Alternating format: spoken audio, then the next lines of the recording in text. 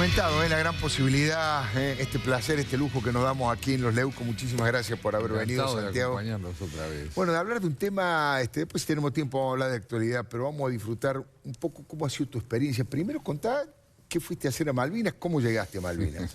Sí, recibí una invitación por parte de una empresa organizadora que está vinculada a una compañía naviera llamada Princess.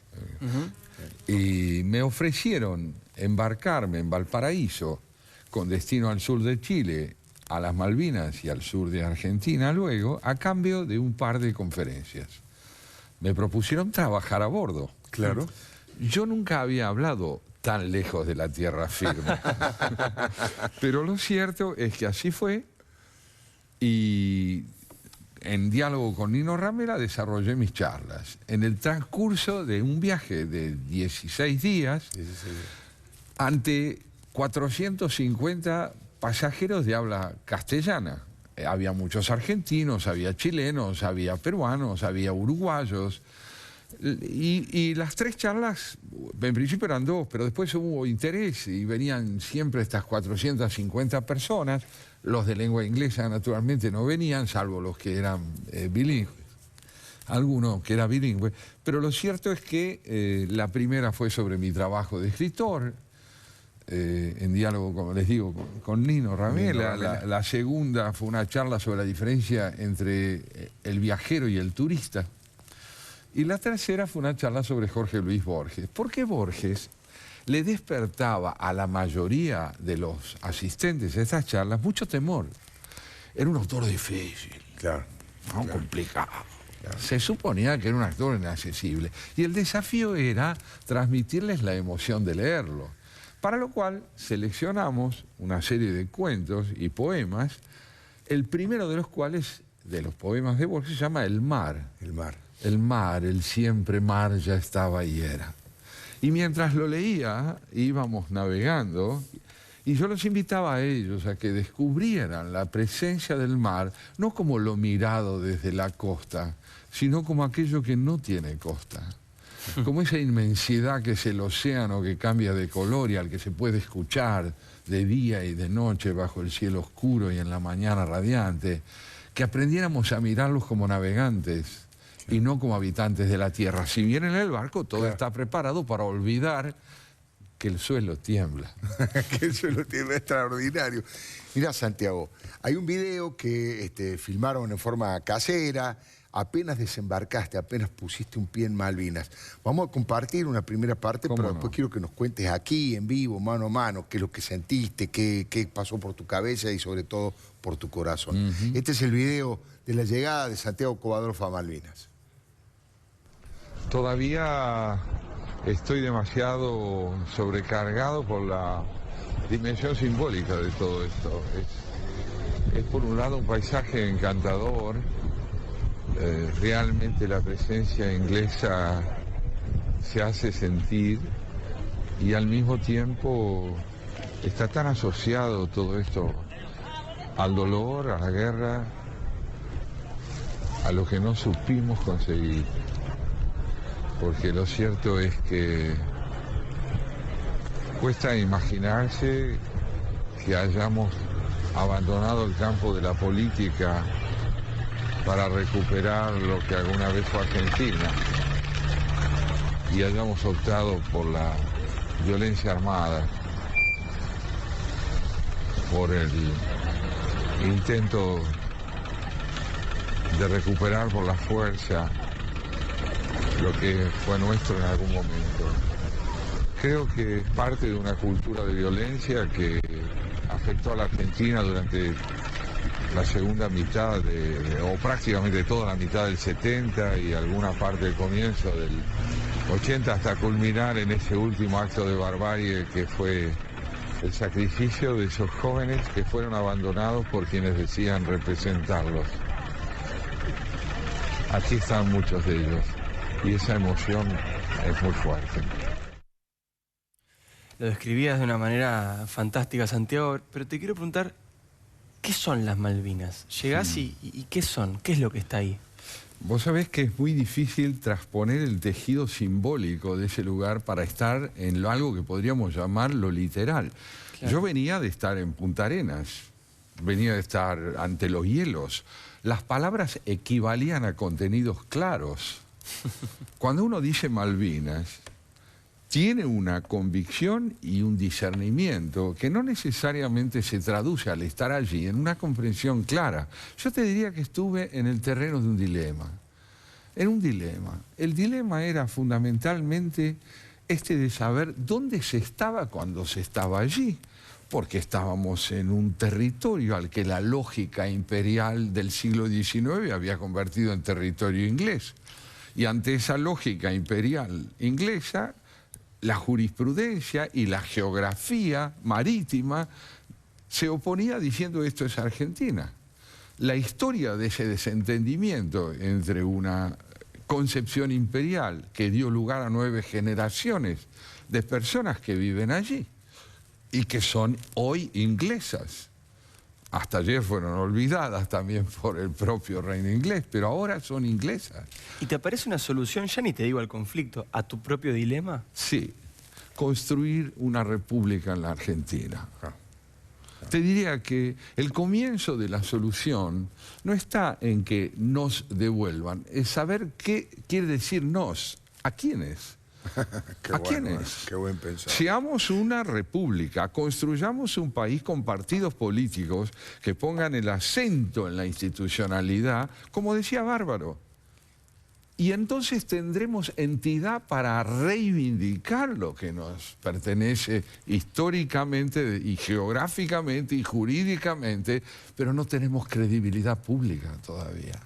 Y si llegamos a construir esa república democrática, hasta es probable que ellos quieran asociarse a nosotros de 1000 maneras. Es que cuando aún no había estallado este conflicto brutal del año 82, y después vamos a hablar de ese cementerio de Darwin, cuando aún no había estallado, la Argentina era interlocutor de esas islas, proveedor de recursos, claro. Abastecía hasta culturalmente a las islas.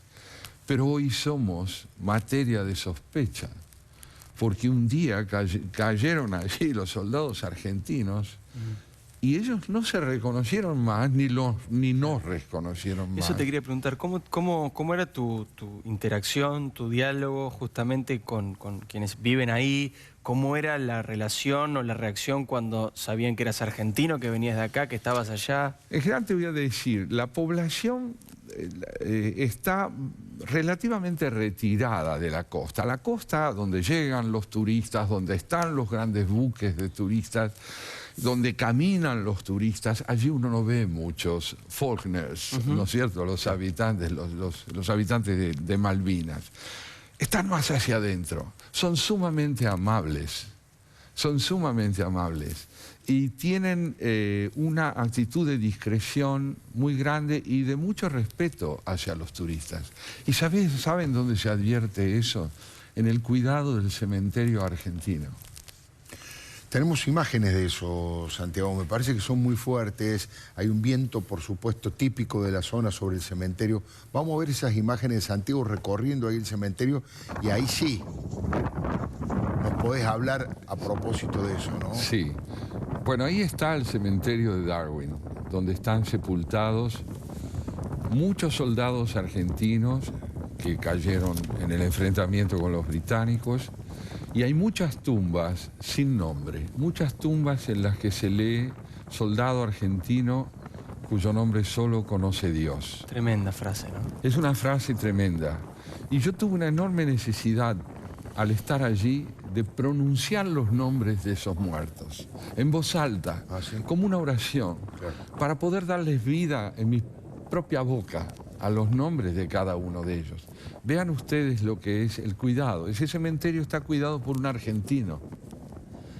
Y realmente está a 110 kilómetros del puerto argentino, de Stanley, de la capital, digamos, de la isla en la que estábamos. Y sin embargo se llega allí a través de una ruta que brinda una visión muy clara de ese pasaje simultáneamente desolado y tan intenso, de tierras extensas, de ovejas, con un viento insistente que no cesa. Las cruces son de madera y allí está escrito, ven ustedes, soldado argentino, solo conocido por Dios. Y esto nos lleva a todos de nuevo a la idea de los desaparecidos. ¿Quiénes están allí? ¿Por qué están privados de nombre? Hombres que chicos que estuvieron 72 horas, por ejemplo, en Mount London o en Mount Harriet, que estuvieron allí antes de que lleguen los británicos para intentar la recuperación, y pusieron el pecho y enfrentaron a los ingleses sin tener la posibilidad de cavar trincheras, porque la tierra es de piedra. Y 10 centímetros debajo de la tierra está la piedra, y estos chicos no tenían ni un arbusto para ocultarse, y combatieron allí, y así cayeron también. ¿Y por qué se tardó tanto, no? También recién ahora está ocurriendo, hace muchos años que se lucha para que se conozcan las identidades de los soldados argentinos solo conocidos por Dios. Mira, eso es una doble injusticia, en estos ¿no? Por momentos eso digo, hay una recién misión ahora. de la Cruz Roja Internacional haciendo ese trabajo, que fue uno de los acuerdos que se logró entre el gobierno argentino y el gobierno de Gran Bretaña. En el orden literal es así, pero yo lo quiero tomar en un sentido simbólico, a ver si lo podemos compartir. Es necesario que todos recuperemos nuestro nombre, el nombre que está y no sabemos cuál es, y que tiene que ver con un país que se autorreconoce en su gente. Gente que se reconoce en sus instituciones, instituciones que son capaces de nombrar a las personas que viven en el país a través de ese acto esencial que es la justicia social, que son las instituciones, que es la vigencia de la ley. La ausencia de ley también perdura en esos cuerpos sin nombre que están sepultados allí.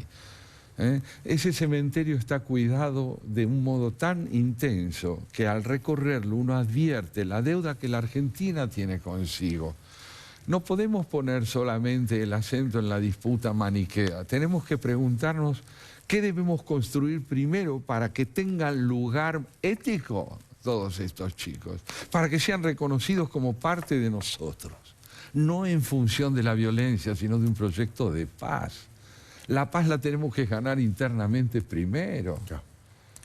No podemos tener credibilidad si no empezamos por ser entre nosotros gente que pueda reconocerse y decirse a sí misma, sé tu nombre, sé quién sos, sé lo que significás para mí, sos mi prójimo, sos argentino. Yo también. Es impresionante. Tengo que pedir un corte, vamos a seguir conversando. La verdad que es difícil pedir un corte porque se genera un clima en el estudio, la manera en que narras las cosas y las cosas que narras son realmente conmovedoras. Hacemos una muy breve pausa y seguimos con Santiago Kovadlov y esta herida abierta de Malvinas.